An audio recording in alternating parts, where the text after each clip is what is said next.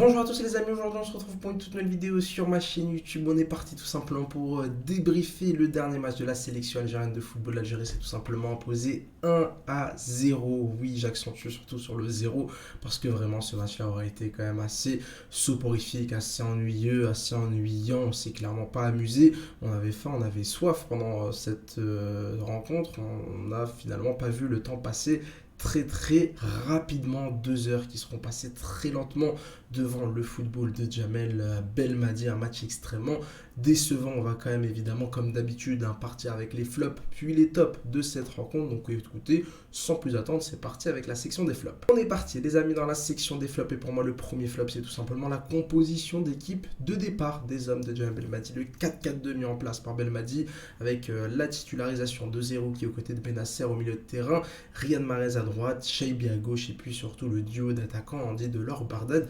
Bounedjah. On sait qu'Andy Delors c'est un joueur qui est plutôt habitué à jouer à deux en attaque. Bah écoutez, il a de la chance, Belmadi l'apprécie énormément, c'est-à-dire que on n'a quand même pas beaucoup de joueurs qui dans des sélections nationales ont la chance d'être testés dans différents dispositifs, associés à différents joueurs au fur et à mesure des matchs, malgré leur performance extrêmement décevante.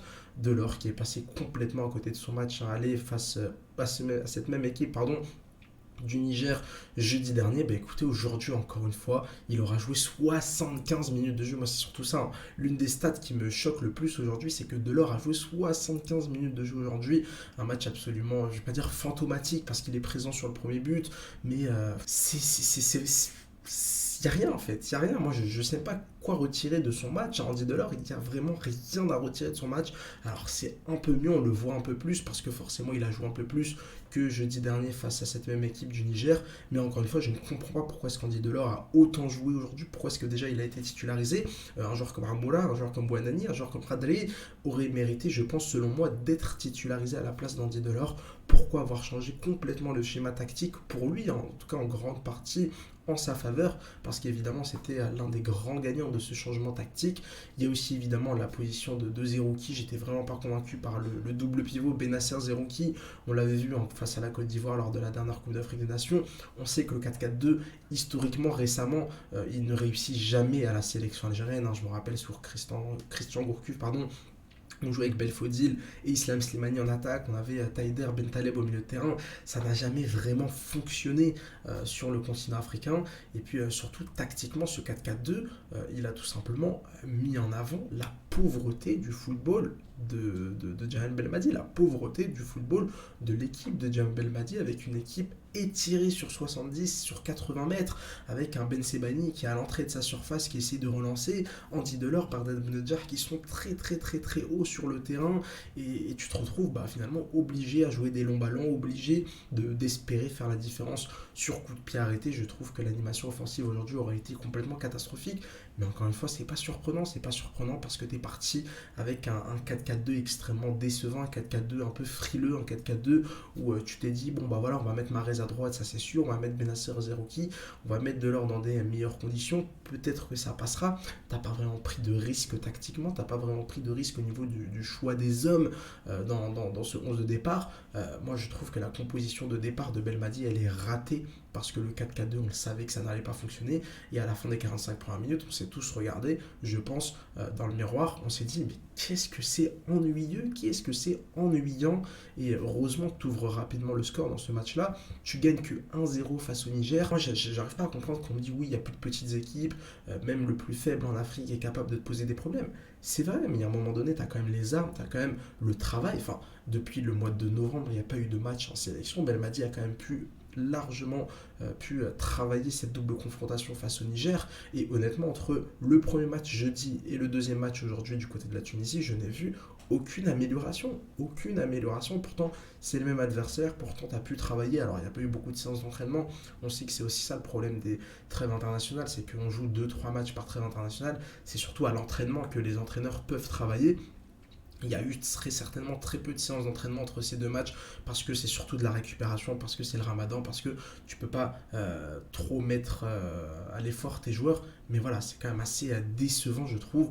Andy Delors, vraiment catastrophique, je trouve. Riyad Mahrez, encore une fois, largement insuffisant. Alors évidemment, il fait une passe décisive, elle est belle sa passe décisive, mais c'est insuffisant ce que nous propose Riyad Mahrez. Encore une fois, on est bien loin de son statut, on est bien loin de son niveau intrinsèque en sélection. Ben Sebaini en défense centrale, je ne sais pas ce que vous en avez pensé, mais j'ai trouvé ça absolument pas rassurant, vraiment, Rami Ben Sebaini en défense centrale. Donc voilà, pour mes flops, la présence d'Andy Delors, le 4-4-2 qui, pour moi, était voué à l'échec avant même le début du match. Ben Sebaini qui m'a pas rassuré en défense centrale. La présence aussi de Riyad Mahrez que...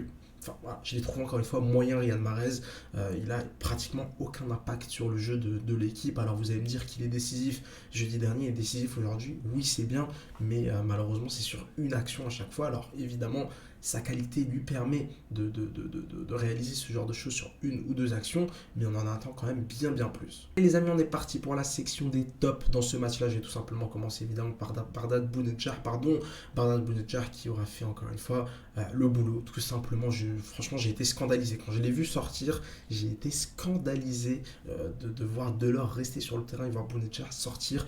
Si en première mi-temps, il y a un minimum de jeu, il y a un minimum d'action, c'est grâce à lui, c'est grâce à ses décrochages. Le mec, il n'a pas arrêté de décrocher parce que malheureusement, les ballons n'arrivaient pas, en fait. N'arrivaient pas. Il y a même des fois, je me suis dit, est-ce qu'il n'est pas milieu de terrain, en fait, ce mec-là? Bref, Bardad Bounedjah, évidemment, mon premier top. Zerouki qui a quand même fait une bonne première mi-temps, il faut quand même le souligner. C'est pas un joueur que j'apprécie énormément, mais il faut le dire, il a fait une très bonne première mi-temps. Guitoun, évidemment, à ce poste d'arrière droit, qui aura fait, je trouve, meilleure impression que Léris, en tout cas très intéressant. Mais honnêtement, globalement, il n'y a pas grand-chose à se mettre sous la dent au niveau des tops. Ça aura été quand même un match assez décevant de la part des hommes de Djamel Belmadi. On va quand même retenir un peu de positif. L'Algérie qualifiée pour la prochaine Coupe d'Afrique des Nations, mais encore une fois, cette trêve internationale, j'ai la sensation qu'elle a servi à pas grand-chose. On a vu quelques nouvelles têtes, on a vu Chaibi, on a vu Bouanani, on a vu Ait Nouri, on a vu Adjam, on a vu Guitoun. Ok, tous ont été plus ou moins intéressants, mais globalement, on n'aura pas eu énormément d'enseignements qui te permettent vraiment de franchir un cap. Clairement, le cap, tu n'allais pas le passer face au Niger, mais je sais pas, fais quelque chose. Kadali qui joue que 10 minutes aujourd'hui, ça aussi c'est scandaleux. Zerouki, on sait de quoi il est capable. Benasser aussi, on sait de quoi il est capable. Pourquoi est-ce que Zerouki joue, pourquoi est-ce que Kadali joue si peu quand un Andy Delors qui aura joué pratiquement plus d'un match en entier, hein, si on cumule son temps de jeu sur les deux matchs, je comprends vraiment pas comment est-ce qu'il a dispatché les minutes au niveau de son effectif. Bref, j'étais quand même assez déçu de cette trêve internationale du côté de l'Algérie.